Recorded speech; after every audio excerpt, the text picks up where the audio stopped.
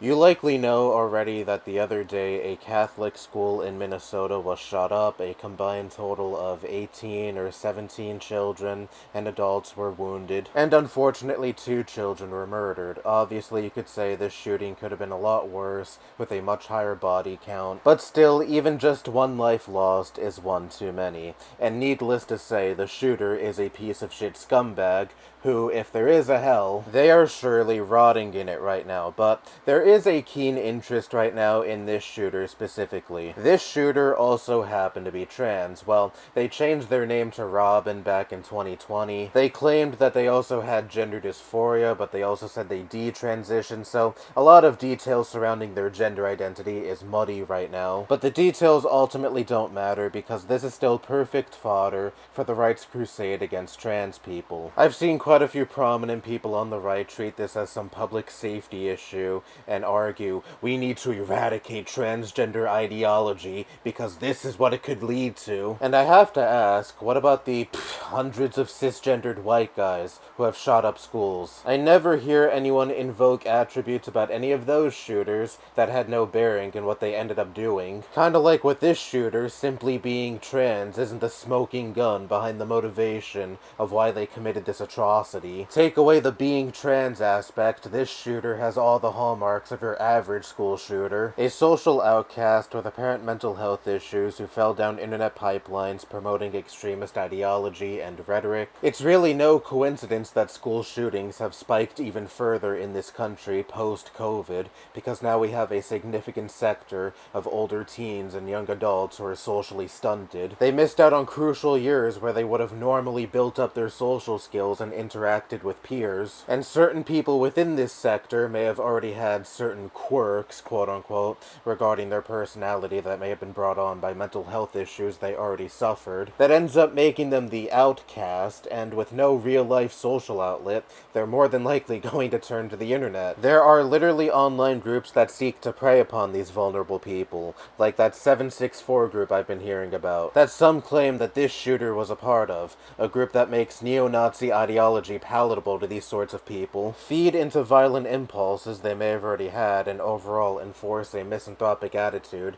that allows them to feel justified, quote-unquote, in taking innocent human life. And everything I just described can easily apply to any school shooter who doesn't identify as trans, which is a grand majority of them. Now, factoring back in the aspect of them being trans, I read snippets of their manifesto, and they actually lament about being trans. I only keep the long hair because it is pretty much my last shred of being trans. I am tired of being trans. I wish I never brainwashed myself. I regret being trans. I wish I was a girl. I just know I cannot achieve that body with the technology we have today. I also can't afford that. There are other quotes too, but I think you get the picture. And you might be thinking, well, them being trans seems like it actually did at least play a factor into what they did. Yeah, in the form of self-hatred and likely not having a healthy outlet to express this self-hatred. Many studies at this point have shown that trans people overwhelmingly have a positive response to socially and medically transitioning, because, you know, it alleviates their dysphoria, and of course there are outliers, and this person appears to have been an outlier, and as you can imagine, a vast majority of people who end up regretting their transition don't end up shooting schools. You can call a school shooter a lot of things, but rational is not one of them. If one is disturbed enough to commit something so heinous like a school shooting,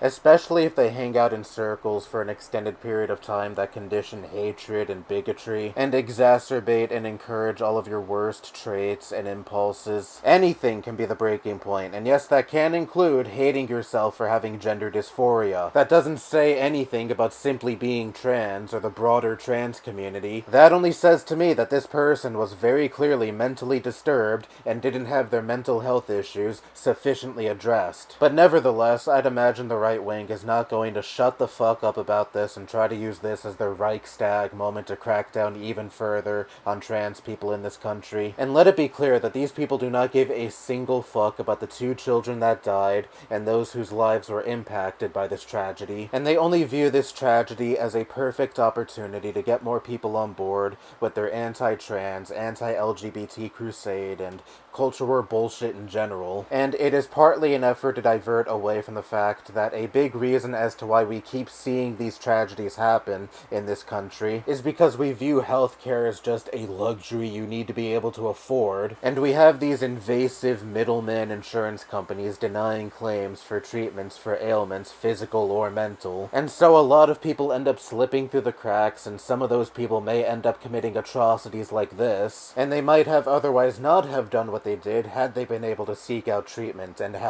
I'm not saying if we had universal health care tomorrow, we'd see school shooting rates drop all the way down to zero. There are, of course, a lot of other societal and economic factors that go into why we keep seeing these shootings happen. And of course, the guns. I'm sorry, gun nuts, but I think there should be more extensive background checks to ensure that people capable of doing horrific things like this don't end up with guns or have easy access to them. And that's another thing these bullshit culture war issues in light of these tragedies are meant to divert away from. But anyway, even if we just started prioritizing mental health in this country more and made it easier for people to be able to seek out treatment and help that they need, I think that would still be a big step in the right direction, and maybe, just maybe, we'd see less children needlessly be gunned down at their schools. But no, trans people bad, that's the real issue at hand here.